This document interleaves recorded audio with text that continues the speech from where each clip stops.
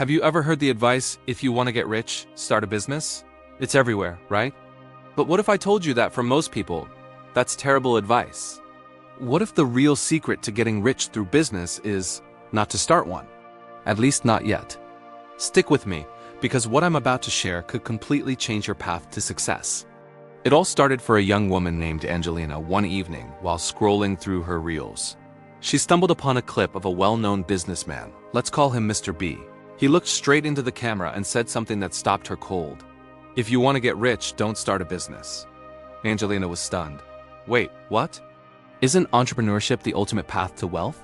But just as she went to replay it, her internet connection dropped. When it came back, the reel was gone. She searched and searched, but couldn't find it. The question lingered in her mind for weeks, a confusing puzzle she couldn't solve. Then, a few months later, she attended a career and business workshop. And guess who the keynote speaker was? None other than Mr. B himself. The moment the workshop ended, Angelina rushed to the stage. Mr. B, she said, I saw one of your reels where you said, if you want to get rich, don't start a business. Why would you say that? I thought business was the only way to become truly wealthy. Mr. B smiled, a knowing, gentle smile. That's a great question, he said. Yes, business can make you rich. But for most people, it actually makes them poor. And do you know why? Angelina shook her head. Because, he continued, they jump in without learning the crucial lessons first. They think a good idea is enough. It's not. Business isn't just an idea. It's about skills, experience, networks, and execution. Before you ever think about launching a company, there are 6 essential lessons you need to master. And today, I'm going to share those 6 lessons with you. This isn't just theory. This is the practical, step-by-step foundation that separates the successful entrepreneurs from the ones who crash and burn. So if you're serious about building real wealth, grab a pen, because this is the curriculum they don't teach you in school. Lesson number 1. Build your skills first. Mr. B explained. Every great entrepreneur first became a master of something. Think about it. Howard Schultz didn't just have a dream of a coffee shop. Before he created Starbucks, he immersed himself in the world of coffee. He learned about sourcing beans, roasting, brewing, and most importantly, the operations of a successful cafe. He built his skills first. Without a strong skill set, your business idea is like a house of cards. The first gust of wind, a competitor, a market shift, a difficult customer, and the whole thing comes tumbling down. Your skills are the steel frame that will hold your business together through the inevitable storms. So what skills do you need? It could be coding, marketing, sales, design, or financial management. Identify the core skill your future business will depend on and become exceptionally good at it. Lesson number 2 is a big one, and it might surprise you. Get a job first. Mr. B called this a paid apprenticeship. He told Angelina, a job isn't just about earning a salary. It's your training ground. It's where you learn for free, in fact. You get paid to learn how a real company operates. In a job, you see firsthand how teams are managed, how budgets are set, how customer complaints are handled, and how products are developed and launched.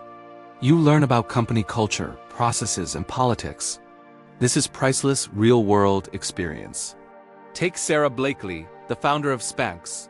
Before she launched her billion-dollar brand, she worked in door-to-door sales, selling fax machines. That job taught her resilience, how to handle rejection, and how to sell. Those skills were far more valuable than any business plan. So don't see your job as a dead end. See it as your university, where every day is a new lesson in entrepreneurship.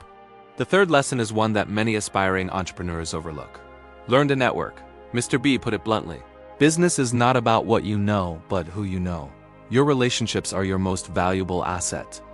Opportunities, partnerships, funding, advice, and your first customers, they all come through people. Author Keith Ferrazzi famously said, your network is your net worth, and it's absolutely true.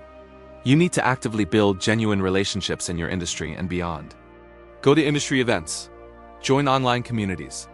Reach out to people you admire for a virtual coffee. Don't just ask for things. Be generous. Offer help, make introductions, and share what you know.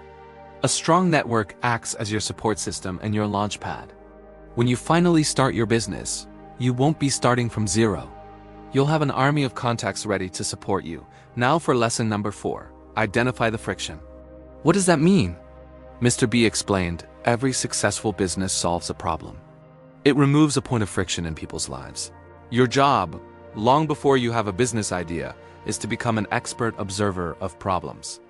Pay attention to what frustrates people. What tasks are inefficient? What do people complain about? Where do they face difficulties? Keep a notebook or a file on your phone and just write these observations down. Think about Otto Gavande, the surgeon and author. He observed the high rate of preventable errors in surgery, a massive point of friction. His solution wasn't a fancy new machine. It was a simple checklist. The checklist manifesto he created has since saved thousands of lives. Your multi-million-dollar idea might be hidden in a common, everyday annoyance that everyone else just accepts. Train yourself to see the friction. This leads us perfectly into lesson number 5, which is perhaps the most practical of all. Test small with a side hustle. Mr. B was adamant about this. Do not, he said, quit your job, mortgage your house, and pour your life savings into an unproven idea. That's how you end up poor. Instead, test your idea on a small scale while you still have the security of your job. This is your validation phase. A brilliant example is Nick Swinmurn, the founder of Zappos. He had an idea. People would buy shoes online. But would they? Instead of building a massive warehouse, he went to local shoe stores, took pictures of their shoes, and posted them on a simple website. When an order came in, he would go to the store, buy the shoes, and ship them to the customer.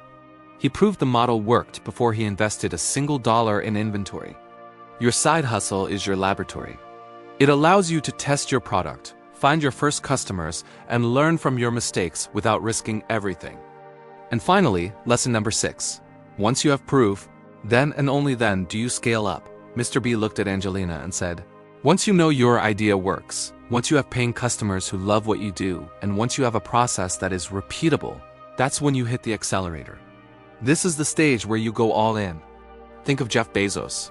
Amazon didn't start as the everything store. It started by selling just one thing, books online. He validated the model. He proved people were comfortable buying physical goods on the internet. He perfected the logistics of sourcing and shipping. Only after he had mastered that niche did he begin to scale up and expand into music, then electronics, and eventually everything. Scaling up is the final step, not the first.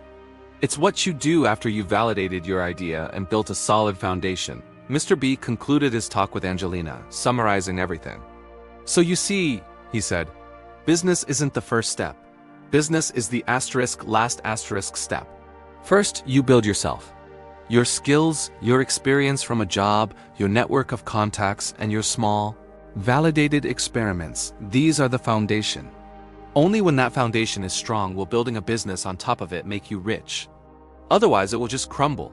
In that moment, everything clicked for Angelina. The confusion she felt from that one reel had transformed into crystal clear clarity. The path wasn't about a risky leap of faith. It was about a strategic, calculated climb. So, for everyone watching this who dreams of starting a business, remember Mr. B's advice. Don't rush. Build your foundation first. Master your skills. Learn from your job. Grow your network. Find the friction. And test your idea small. Because true, sustainable success in business isn't about starting. It's about being ready. Thank you so much for watching. If this perspective resonated with you, please hit that like button and subscribe for more content that challenges conventional wisdom to help you build a better future. I'd love to hear your thoughts in the comments below. Which of these 6 lessons stands out the most to you? See you in the next video.